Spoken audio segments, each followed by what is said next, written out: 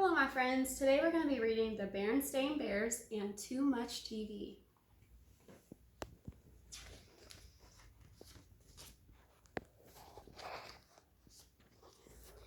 It was a fine spring day in Bear Country.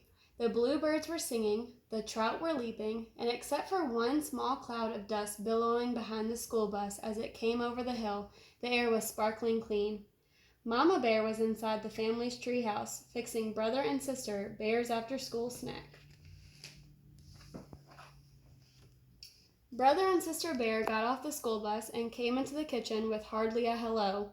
Then they did what they did every day. They took their milk and cookies into the living room and switched on the TV. There's no question about it, thought Mama. Those cubs are watching too much TV. Later, when Papa Bear came in from his shop and joined brother and sister, Mama became even more convinced. There's absolutely no question about it. The whole Bear family is watching too much TV.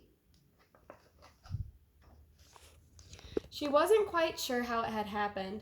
Maybe it began when the old fuzzy pictured black and white set broke down and they got a big new color set. Or maybe it started when Papa put the big antenna up on top of the treehouse and brought in pictures from all over Bear Country. But however it had happened, one thing was sure. The Bear family was spending more and more time watching television and less time with all the other things they might be doing instead. The Bear family had always had lively conversations around the dinner table, but not lately. Lately, they just sat around and chewed. The cubs had all kinds of fun playing outdoors, but not anymore. They were too busy watching Nutty Bear and the Bear Stooges. That evening after dinner, when brother and sister scampered in to turn off the TV, Mama stopped them and said her piece. We've been watching altogether too much television around here. But Mama said, brother, Nutty Bear is coming on and we'll miss it. And the Bear Stooges, added sister. Well, you'll just have to miss them, said Mama firmly. And furthermore, she added, you may as well get used to the idea because there's not going to be any television around here for a whole week. No TV for a whole week, said the shocked cubs, but Mama... Never mind the buts, said Papa. Your mother is absolutely right. There's a lot more to life than TV, like homework, for instance, and fresh air and sunshine and exercise. No TV for a week is an excellent idea. Now, if you'll excuse me, there's a sports show I want to watch. Just a moment, Papa, said Mama. No TV for a week means you too. What? Said Papa. You can't be serious. But Mama was very serious. What about the news, protested Papa. I won't know what's going on in the world if I don't watch the TV news. Here, try this, said Mama. It's called the newspaper. And the weather, continued Papa. How will we know what the weather will be? Try this, said Mama. It's called putting your hand out the window to see if it's raining. What are we supposed to do, just sit around and talk? Asked Brother. That'll be fine for starters, said Mama, settling in comfortably into her rocker. But it had been so long since the Bear family sat around and talked that they had sort of forgotten how.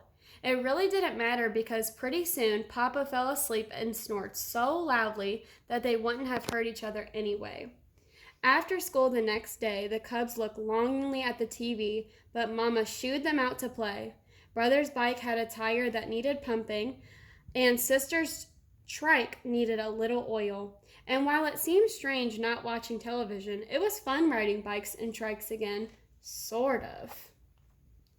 That evening, the cubs worked on their homework, but it wasn't easy with that blank TV just sitting there staring. Then Sister noticed an ad in Papa's newspaper, an ad for a TV special. Oh, Mama, she said, look, a special. No TV for a week means no TV for a week, answered Mama. And besides, Mother Nature has a much bigger special waiting for us. We're going to sit outside and watch the stars come out. Watch the stars come out, complained Sister. I don't know if I can stand the excitement, said Brother. But as they sat out under the great sky, a spell came over the bears. It was all so big and beautiful. The bears stared at the sky. So far, not a single star. Look, cried Sister, something flying. Bats, said Papa, out for their breakfast of insects. Breakfast? asked Brother. That's right, answered Papa. Bats sleep during the day, so this is their breakfast time. I see a star, cried Sister. She had found the first tiny star. Soon there were others, and after a while the whole sky was full of stars, and it was very special, more special than anything they'd ever seen on TV. It was a sharper picture, too, and a much, much, much bigger screen. The Bear family did all sorts of interesting things over the next few days, so interesting that they hardly thought about TV. They went on a nature walk and watched tadpoles hatch out of eggs. They watched an ore spider spin a magnificent web. They went shopping at the Bear Country Mall. Sister used some of her savings to buy a knitting spool and some yarn. Brother bought a cube puzzle. They did have to keep an eye on Papa, though. When they were at the mall, the cubs caught Papa in the TV store, sneaking a look at a game show. Another time he went downstairs in the middle of the night for a peek at the late, late movie, but Mama and the cubs stopped him just in time. The next evening, it was the last day of their no TV week. The Bear family was having a lively conversation at the dinner table. They all agreed that the week had been a success, but Brother had a question. Mama, he asked, what is it you don't like about TV? What do you have against it? Goodness, said Mama, I don't have anything against TV. I like it.